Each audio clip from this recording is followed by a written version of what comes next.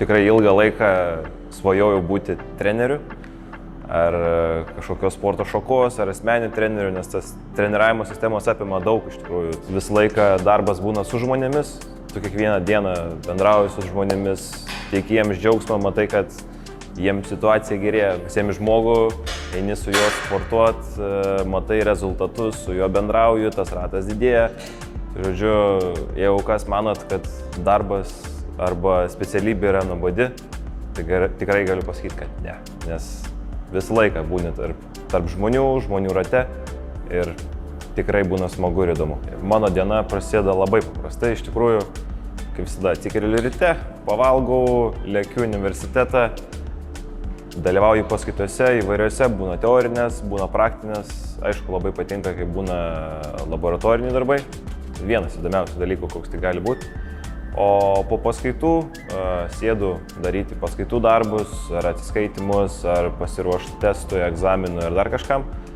Ir kaip ir kiekvieną kartą po pasiruošimo paskaitų lekiu į darbą, nes dirbu asmeniniu treneriu sporto klube ir taip pat dar dirbu treneriu kitoje sporto šakoje, vandelenčių sporte. Jeigu tavo gyvenimas daugmaž arba didžiąja dalim sukasi aplink sportą, arba pats dalyvauji sporte, arba tai tave žiauriai veža, tai tikrai patariu rinkti šią vietą, kadangi pradėsi gilintis toliau į sporto žinias, į tą infrastruktūrą, į viską aplinkinį pasaulį, tai manau tikrai verta ir patariu kiekvienam čia studijuoti. Tų praktinių užsiėmimų turim tikrai daug, kadangi mano specializacija yra asmeninis treneris.